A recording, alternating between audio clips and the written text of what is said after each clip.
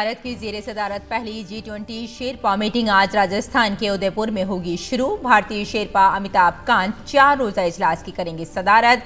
यूरोपीय यूनियन और खुसूसी तौर पर मदू 9 ममालिक समेत 19 मुल्कों के नुमाइंदे होंगे शरीक।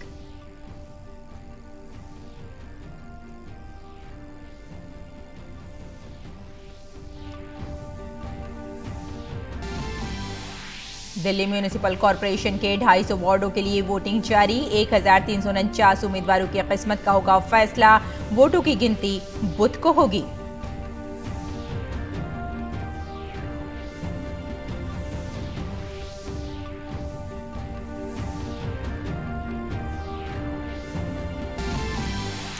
गुजरात में दूसरे मरहले के 93 नशिस्तों पर वोटिंग होगी कल।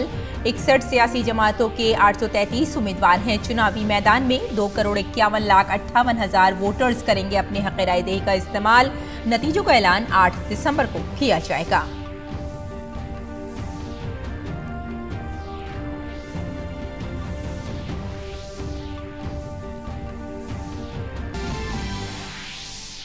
इक्यावनवें यौम बहरिया की तकरीब आज विशाखापट्टनम में की जाएगी मुनाकिद। फौजी दस्तों की सुप्रीम कमांडर सदर जमहूरिया द्रौपदी मुर्मू तकरीब में करेंगी शिरकत। बहरिया के चीफ ने साल 2047 तक मुकम्मल तौर पर खुद कफील होने के अज़्म का किया इजहार।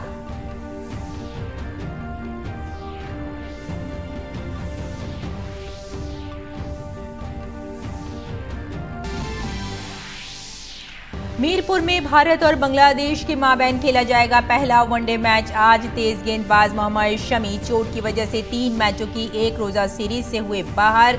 उनकी जगह उमरान मलिक को भारतीय टीम में किया गया शामिल।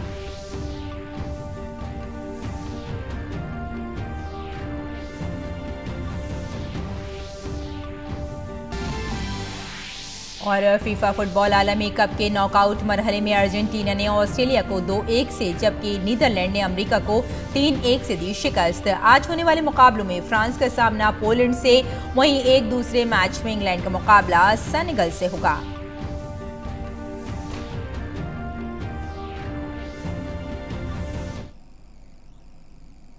आदाब नाज़रीन, खबरनामे में आपका इस्तकबाल है। मैं हूं आपके साथ रेशमा फारूकी।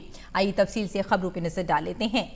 भारत की ज़ेरे सदारत G20 का पहला इजलास आज राजस्थान के उदयपुर में शुरू होगा। 4 रोज़ा इजलास की सदारत भारतीय शेरपा अमिताभ कांत करेंगे। इसमें यूरोपीय यूनियन और खुसूसी तौर पर मदू 9 ममालिक समेत 19 ममालिक के नुमाइंदे भी शिरकत करेंगे। G20 शेरपा इजलास झीलों के शहर उदयपुर को बैनुल-अक़वामी सियाहती मुकाम के तौर पर पेश करने में भी मददगार होगा। भारत ने रवा माह में 1 दिसंबर को बाज़ाब्ता तौर पर G20 की सदारत संभाली है। मेज़बान मुल्क के तौर पर वो राजधानी दिल्ली में अगले साल होने वाले सरबराह इजलास का एजेंडा तय करेगा। काबिल जिक्र है कि G20 ग्रुप आलमी GDP का तकरीबन 85%, दुनिया की तकरीबन 2/3 आबादी और आलमी तिजारत के 75% से ज्यादा की नुमाइंदगी करता है।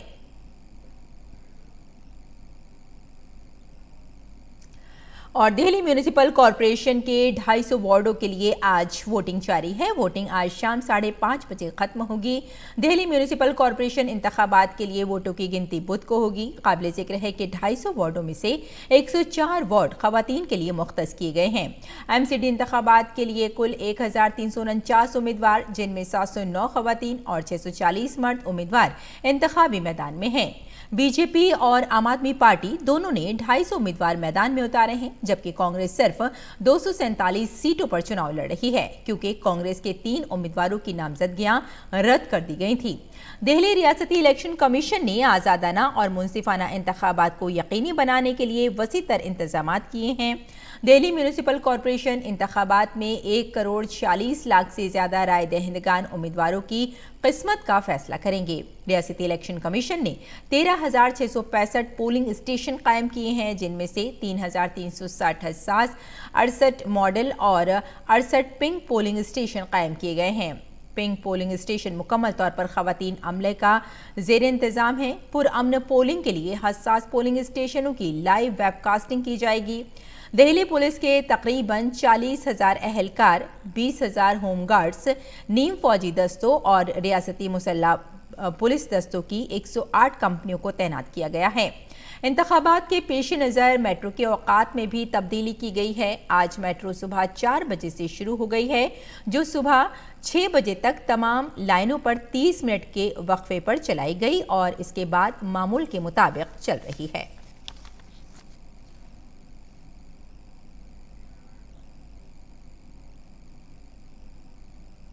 और दिल्ली में एमसीडी इंतखाबात के लिए वोटिंग जारी है। मजीद मालूमात के लिए हम डीडी न्यूज़ के नुमाइंदे ग्रीश निशाना से जुड़ गए हैं, उनसे बात करते हैं। ग्रीश, तकरीबन देखा जाए तो 1 घंटे से थोड़ा सा ज़्यादा वक्त हो गया है वोटिंग को, तो किस तरह की तैयारियां की गई हैं इलेक्शन कमीशन की तरफ से, और जो लोग आ रहे हैं उनमें आप कितना जोश देख रहे हैं?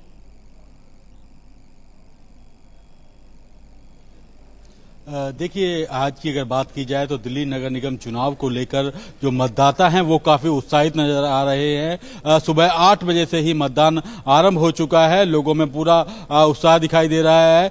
मेरे कैमरा सहयोगी आरके से कहूँगा कि वे दृश्य दिखाए, जहाँ देख सकते हैं कि किस तरह से मतदाता जो हैं वो यहाँ पर पहुँचे हुए हैं, और जो मतदाता हैं वो काफ़ी उत्साहित दिखाई दे रहे हैं, क्योंकि एक तरह से कहेंगे लोकतंत्र का ये पर्व होता है और हर कोई इसके अंदर अपनी भागीदारी निभाने के लिए पहुंचना चाहता है, क्योंकि हर कोई एक अच्छा नेता चाहता है, नेता चुनने के लिए आता है यहाँ पर। और सुबह 8 बजे से यहाँ पर दिल्ली के अंदर मतदान चल रहा है। लोग सुबह से ही, देखिए आज सुबह हालांकि मौसम थोड़ा ठंडा था, लेकिन इसके बावजूद जो मतदाता हैं उनमें उत्साह में कोई कमी नहीं थी। काफ़ी बुजुर्ग मतदाता भी अपने घरों से सुबह ही निकलकर मतदान करने पहुंच गए। मेरी कई मतदाताओं से बातचीत हुई, उनका यही कहना है कि पहले मतदान और फिर जलपान। तो एक अच्छा लगा कि जो हमारे दिल्ली के मतदाता हैं वो काफ़ी जागरूक दिखाई दे रहे हैं, क्योंकि जिस तरह से दिल्ली राज्य निर्वाचन आयोग ने अपना अभियान चलाया हुआ था, मतदाता जागरूकता अभियान चलाया हुआ था कि लोग अपने घरों से बाहर निकलें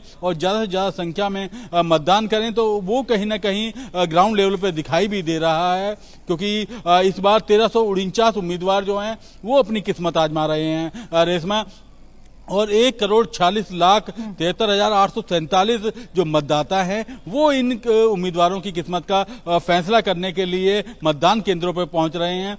13,665 जो पोलिंग स्टेशन बनाए गए हैं पूरी दिल्ली के अंदर, और हर विधानसभा क्षेत्र में 68 विधानसभा क्षेत्र में 68 आदर्श मतदान केंद्र बनाए गए हैं। इसके अलावा 68 पोलिंग बूथ भी बनाए गए हैं। इन पोलिंग बूथों पर जो है महिला कर्मी पूरी तरह से मतदान करा रही हैं। तो एक अलग पूरा माहौल आज दिल्ली के अंदर देखने को मिल रहा है। रविवार का दिन है, लोग सुबह से उत्साहित दिखाई दे रहे हैं। लोगों में उत्साह पूरा दिखाई दे रहा है, क्योंकि अपने अपने उम्मीदवारों को वो जिताना चाहते हैं, वो एक अच्छा नेतृत्व चाहते हैं, क्योंकि बाद में कुछ कहने से अच्छा है कि पहले ही अपना अच्छा नेतृत्व चुनने के लिए वो वोट डालें, और उसका कहने का परिणाम दिखाई दे रहा है। जिस तरह से राज्य निर्वाचन आयोग ने अभियान चलाया कि लोग अपने घरों से बाहर निकलें, वोट डालें, और वो पूरा असर कहीं ना कहीं आज दिल्ली के अंदर ग्राउंड लेवल पर दिखाई दे रहा है। जितने भी मतदान केंद्र हैं वहां पर लोग पहुंच रहे हैं। सुबह 8 बजे से मैं इस मतदान केंद्र पर पहुंचा हुआ हूं। हालांकि बहुत अच्छे व्यापक इंतजाम किए हैं निर्वाचन आयोग ने, जिसकी वजह से लंबी लंबी कतारें बहुत कम लग पा रही हैं। बहुत जल्दी जल्दी लोग अपना मतदान करके घर अपने वापस लौट रहे हैं। तो एक अलग उत्साह का माहौल दिल्ली के अंदर देखने को मिल रहा है। 1349 उम्मीदवार जो हैं वो अपनी किस्मत आजमा रहे हैं रेशमा, और जो दिल्ली के मतदाता हैं वो आज फैसला कर देंगे कि उनका नेतृत्व किसके हाथों में है। बिल्कुल ग्रीश, लोगों में उत्साह नजर आ रहा है, जोश नजर आ रहा है। तो हम ये आपसे जानना चाहेंगे, अगर हम सियासी तौर पर बात करें और दिल्ली एमसीडी इलेक्शन की बात करें, तो पहले से कितना अलग आप मान रहे हैं इस एमसीडी इलेक्शन को? देखिए, मई महीने के अंदर दिल्ली के अंदर परिसीमन हो गया था। मई महीने तक दिल्ली के अंदर 3 नगर निगम हुआ करते थे, पूर्वी दिल्ली, उत्तरी दिल्ली और दक्षिणी दिल्ली नगर निगम, जिसमें 272 वार्ड हुआ करते थे। लेकिन अब जो है तीनों नगर निगमों को एक कर दिया गया है, और परिसीमन के बाद 250 वार्ड दिल्ली के अंदर रह गए हैं, और 250 वार्डों पर आज दिल्ली नगर निगम का चुनाव हो रहा है। हर किसी की नज़र दिल्ली नगर निगम चुनाव पर है, क्योंकि राजनीतिक दृष्टि से भी बहुत मायने रखता है दिल्ली नगर नगर निगम का चुनाव हर किसी की नजर रहती है और इस बार जो है तमाम राजनीतिक दल, चाहे वो भाजपा हो, चाहे आम आदमी पार्टी हो या कांग्रेस हो, उनके उम्मीदवार चुनावी मैदान में हैं। इसके अलावा 15 उम्मीदवार ओवैसी की पार्टी से भी चुनावी मैदान में डटे हुए हैं। अब देखना यह होगा कि दिल्ली की जो जनता है, दिल्ली के जो मतदाता हैं, वो किसको अपना नेतृत्व सौंपते हैं। और हालांकि आज जितने भी मतदाता हैं वो ईवीएम के अंदर अपना फैसला बंद कर रहे हैं, जो कि आगामी 7 दिसंबर को तय हो जाएगा कि किसको दिल्ली का नेतृत्व सौंपा गया है। बिल्कुल गिरीश, वैसे अगर हम दिल्ली की बात करें तो कई मुद्दे हैं दिल्ली के ताल्लुक से, जैसे पॉल्यूशन की बात करें या फिर अगर हम ये इसकी साफ़ सफाई की दिल्ली की बात करें या दीगर कई मुद्दे जो अभी हाल फिलहाल में उठे थे। अगर हम इन मुद्दों को लेकर बात करें, क्योंकि आप 8 बजे से वहाँ मौजूद हैं, आपने वहाँ वोटर से भी बात की होगी, तो वो क्या चाहते हैं कि उनकी दिल्ली कैसी हो? अब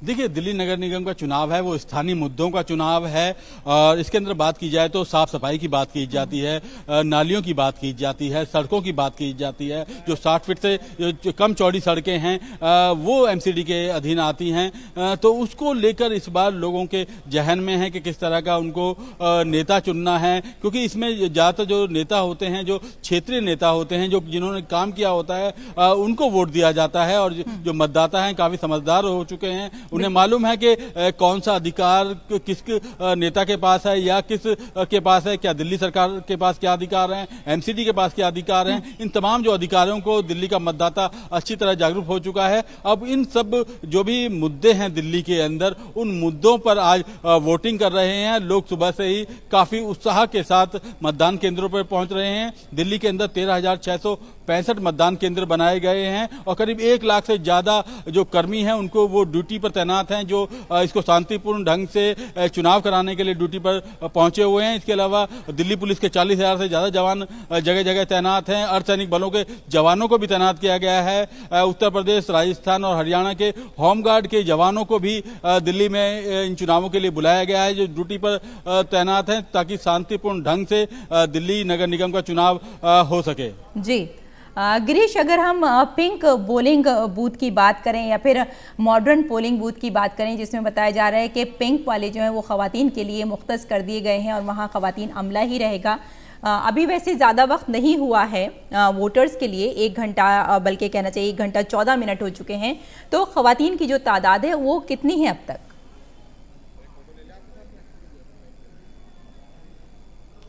देखिए, अगर आज की बात की जाए तो दिल्ली के अंदर 68 विधानसभा क्षेत्रों के अंदर 68 आदर्श मतदान केंद्र यानी कि मॉडल पोलिंग बूथ बनाए गए हैं, जहां पे तमाम तरह की तैयारी की गई है।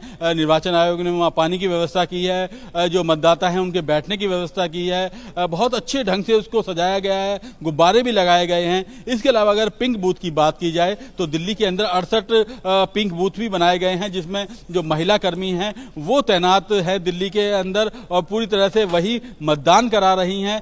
पूरी तरह से जो मतदान केंद्र हैं उनको पिंक रूप में सजाया गया है, गुलाबी जो रंग के अंदर वहाँ पर झंडे लगाए गए हैं, वहाँ पर गुब्बारे लगाए गए हैं, वहाँ पर टेंट लगाया गया है। अंदर जो बैठने की व्यवस्था है उसको भी गुलाबी रंग से पूरी तरह से सजाया गया है। तो एक अलग माहौल जो पिंक बूथ हैं उनके अंदर देखने को मिल रहा है और ख़ास तौर पर ये वहाँ पर हैं जहाँ पर महिला मतदाताओं की संख्या ज़्यादा है।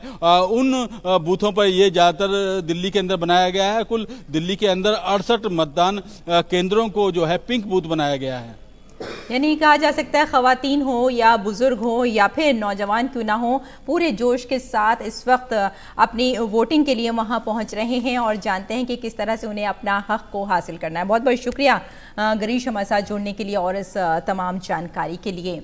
फिलहाल अगली खबर की जाने बढ़ते हैं। गुजरात असेंबली इंतखाबात के दूसरे मरहले के लिए कल वोटिंग होगी। इस मरहले में शुमाली और वस्ती गुजरात के 14 अजला की 93 सीटों पर वोट डाले जाएंगे। इसके लिए 833 उम्मीदवार मैदान में हैं, जिनमें 69 खवातीन भी शामिल हैं। इनमें से 13 सीटें दर्ज फहरिस्त कबाइल के लिए और 6 सीटें दर्ज फहरिस्त जातों के लिए मुख्तस हैं। इस मरहले में कुल वोटर्स 2,51,58,730 वोटर्स हैं, जिनमें मर्द वोटर्स की तादाद 1,29,26,501, खवातीन वोटर्स की तादाद 1,22,31,335 और दीगर वोटर्स की तादाद 894 है।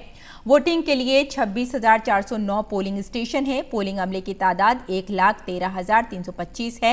इस मरहले में अहमदाबाद, वडोदरा, मेहसाना, गांधीनगर और पटन जैसे अहम अजला हैं जो जहां वोटिंग होनी है। इस मरहले में वजीर आला भूपेंद्र पटेल, 7 रियासती वुज़रा और बीजेपी के लीडर हार्दिक पटेल और अल्पेश ठाकुर की किस्मत का फैसला होगा। इनके अलावा कांग्रेस के सुखराम राठवा और जगदीश मावानी और आम आदमी पार्टी के भरत सिंह वाकला और भीमा भाई चौधरी भी अपनी किस्मत आजमा रहे हैं।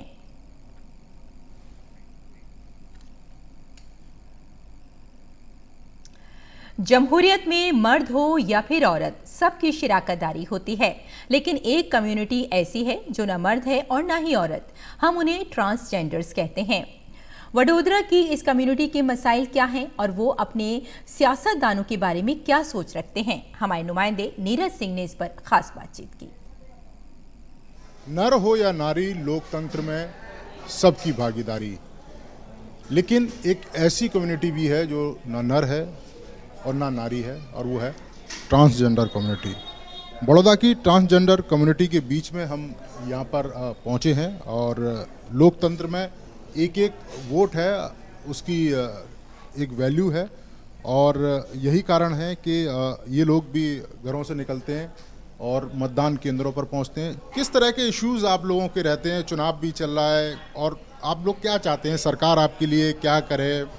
क्योंकि जो ट्रांसजेंडर कम्युनिटी है उसको कई तरह की मुश्किलों का सामना करना पड़ता है, तो आप लोगों के किस तरह के इश्यूज़ हैं? सरकार श्री ने तो मेरी एक ही अपील है कि जैसे पूरी जनता को संभाल सकते हैं, प्लीज़ हमारे वेंडर समाज को खूब आदर मान सम्मान करते हैं सबको, और मेरी जनता को, मेरी देश की जनता को, मेरे भारत देश की पूरी जनता को मैं ऐसा एक रिक्वेस्ट करना चाहती हूँ कि आपको कैसी व्यक्ति चाहिए आप खुद समझते हो। जैसे देखो, अपनी राम जन्मभूमि हो गई है, अपना कश्मीर हो गया है, घर घर पानी का समस्या ख़त्म हो गई है, घर घर अनाज की समस्या ख़त्म हो गई है। जैसे कोई गरीब होते हैं, कोई भी नए घर के होते हैं, इनको मकान दिलाया है, तो आपको कैसी जनता चाहिए? तो आप क्या सोच के जब आप निकलते हैं घरों से, तो क्या सोच के वोट देते हैं? जो भी नेता चुनते हैं, दिमाग में क्या रहता है कि क्या कैसे काम कर रहा है वो, उस आधार पे आप चुनें? हाँ, मैं तो ऐसे घर से निकलती हूँ और जनता को ऐसे मनाती हूँ, और मेरे शहर की जनता हो जो मैं विस्तार में रहती हूँ, इनकी सबको मैं ऐसा बोलती हूँ, अपना वोट है, अपना अधिकार है, अपना देश के नागरिक हैं। अपने क्यों अभी सब किसकी ऐसी समस्या होती है, हम बीमार हैं, हम अच्छा नहीं लगता है, क्या वोट देने जाने, ऐसा नहीं करने का पूरी जनता को मैं ऐसा सिखा रही हूँ। किस तरह के जैसे इश्यूज रहते हैं जिन पर ध्यान सरकार दे? उन्होंने बोला कि भाई कुछ काम हुए, कुछ काम और भी होने चाहिए, तो आपको क्या लगता है कौन कौन से काम और होने चाहिए और आप अपने नेताओं से चाहते हैं कि भाई ये काम करे वो? हमारी तो इतनी मांगनी है कि अच्छे काम हो रहे हैं, स्वच्छता के काम हो रहे हैं, साफ़ सफाई के काम हो रहे हैं वडोदरा शहर में। आपको क्या लग रहा है कि पिछले 4-5 साल में कितना बदलाव आपको बड़ौदा शहर में देखने को मिला? पहले कैसा था, अभी कैसा होगा? नरेंद्र मोदी ने साहब ने बहुत अच्छा किया है बड़ौदा शहर में। बस हमारी वही एक विनती है नरेंद्र मोदी साहब को कि जैसे तुम कार्य कर रहे हो और करो, बस वही हमारी इच्छा है। आप लोगों के लिए कुछ हुआ है? आप लोगों के लिए सबसे अच्छा तो हम ये जानते हैं कि झूपड़पट्टी हटा के अच्छे मकान दिए उन्होंने। मोदी जी ने बहुत अच्छा किया हुआ है, ऐसा नहीं किया है, उन्होंने बहुत ही अच्छा करा है। पहले आज की तारीख में गुजरात एक लेवल पे ऐसा था कि पहचान नहीं थी, मोदी जी आए और दुनिया में उन्होंने पहचान करी कि नहीं, बड़ौदा शहर है, राज्य है, गुजरात है, पूरी ऑल इंडिया में उन्हों का नाम है, और हम यही चाहते कि हमेशा उन्हीं का ही नाम रहे। तो ये आपने देखा जो किन्नर कम्युनिटी के लोग हैं, और ये मानते हैं कि पिछले 4-5 सालों में बड़ा बदलाव इस शहर में देखने को मिला, और इसके साथ ही जिस तरह से वर्तमान सरकार यहाँ पर जो काम कर रही है वही काम आगे भी बरकरार रहने चाहिए। देश की भलाई और समाज की उन्नति, यही ये लोग चाहते हैं। कैमरामैन अजीत के साथ नीरज सिंह, डीडी न्यूज़, बड़ौदरा। और सदर जमहूरिया द्रौपदी मुर्मू आज से आंध्र प्रदेश के दौरे पर होंगी। विजयवाड़ा में सदर जमहूरिया एक पुरवकार तकरीब में शिरकत करेंगी। शाम में सदर जमहूरिया का विशाखापट्टनम में यौम बहरिया के मौके पर बहरिया की एक नुमाइश को देखने का प्रोग्राम है। बाद में सदर जमहूरिया सिक्योरिटी, रोड ट्रांसपोर्ट और कौमी शाहराह पर कबायली उमूर की कई वजारतों के लिए मंसूबों का वर्चुअल संग बुनियाद रखेंगी। सदर जमहूरिया कल तिरुपति में श्री पद्मावती महिला विश्वविद्यालय में तलबा, फैकल्टी मेंबरान और मुख्तलिफ शोबों में कामयाब खवातीन से भी मुलाकात करने के लिए जाएंगी।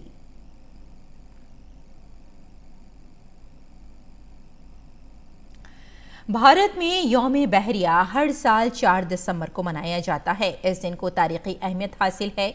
1971 में पाक भारत जंग के दौरान भारतीय बहरिया ने ऑपरेशन ट्राइडेंट के दौरान पाकिस्तान को करारी शिकस्त दी थी। 4 दिसंबर को के दिन बहरिया के फैसलाकुन किरदार को याद करने का दिन है। काबिल जिक्र है कि इस बार यौम बहरिया का एहतमाम विशाखापट्टनम में किया जा रहा है। सदर जमहूरिया द्रौपदी मुर्मू इस प्रोग्राम में शिरकत करेंगी।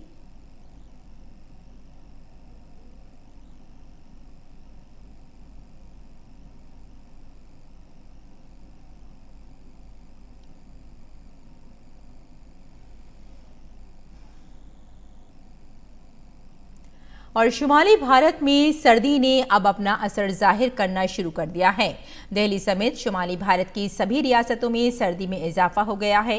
उत्तर प्रदेश, राजस्थान, पंजाब, हरियाणा समेत मुख्तलिफ रियासतों के कम अज कम दर्जा हरारत में मुसलसल कमी आ रही है। कौमी दारुल हुकूमत दिल्ली में सुबह के वक्त धुंध छाई रही। बहुत सी जगहों पर हद बसारत कम हो गई। शाम से ही सर्दी में शिद्दत महसूस की जा रही है।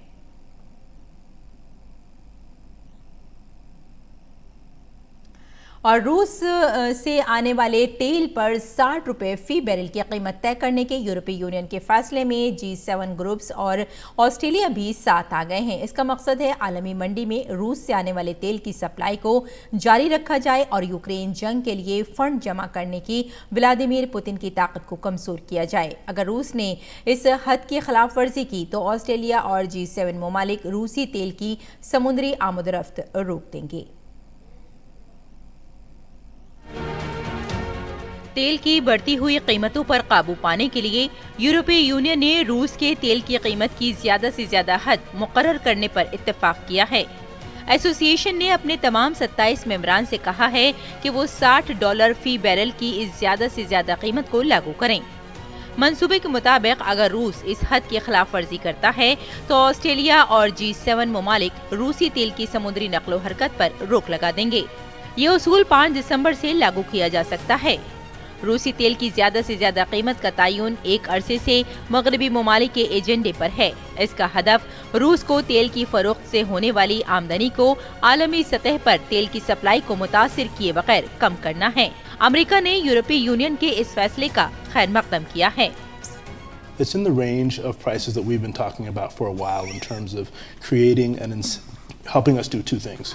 One is reducing Russia's revenues, but the second one is making sure that we keep Russian barrels on the market in order to make sure that we keep prices low for everyone.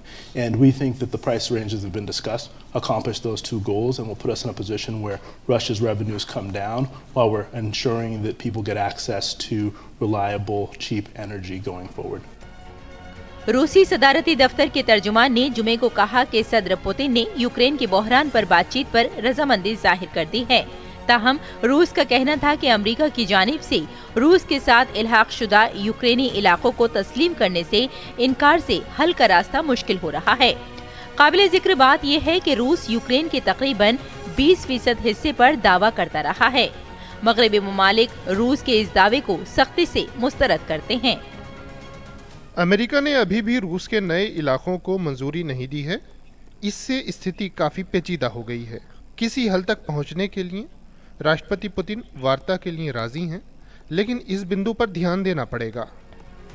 दूसरी जानिब Ukraine की जंग से पैदा होने वाले खुराक के बहरान के दरमियान सदर व्लादिमीर ज़ेलेंस्की ने कहा है कि उनका मुल्क बड़े पैमाने पर ग़िज़ाई अजनास बरामद करेगा। उन्होंने कहा कि यूक्रेन से अनाज प्रोग्राम के तहत 2023 के खज़ां तक तकरीबन 60 जहाज़ों के जरिए अनाज बरामद करने की तजवीज़ है। इसके तहत गंदम से लदा पहला जहाज इथियोपिया के लिए रवाना हो गया है। रूस की तरफ से तकरीबन 6 माह की नाकाबंदी के बाद जुलाई के आखिर में एक मुआहदे के बाद यूक्रेनी अनाज की बरामदात को दोबारा शुरू करने की इजाज़त दी गई। अक़वाम मुत्तहिदा और तुर्की की सालसी में होने वाले इस मुआहदे की वजह से अब तक तकरीबन 13 मिलियन टन ज़रई मसनूआत की बरामद मुमकिन हुई है। Bureau report, DD news Urdu खबरें। और नाज़रीन, अब एक नज़र दिल्ली से शाये होने वाले उर्दू अखबारात पर।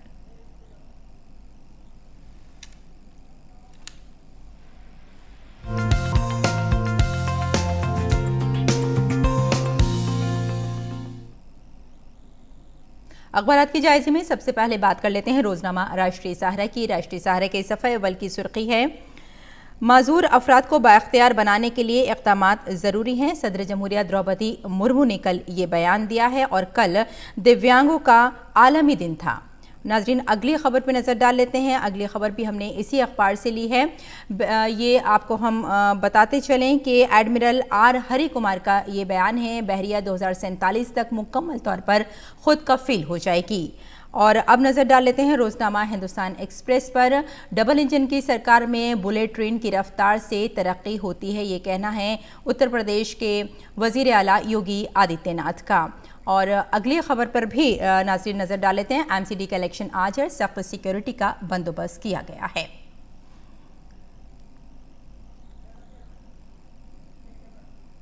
और अब नज़र डाल लेते हैं बुलेटिन की कुछ और खबरों पर। भारत और बांग्लादेश के दरमियान 3 मैचों की एक रोज़ा मैचों की सीरीज़ का आगाज़ आज से होगा। सीरीज़ का पहला मैच बंगला नेशनल स्टेडियम ढाका में खेला जाएगा। इस सीरीज़ के लिए भारतीय टीम अपनी पूरी ताकत लगाना चाहेगी।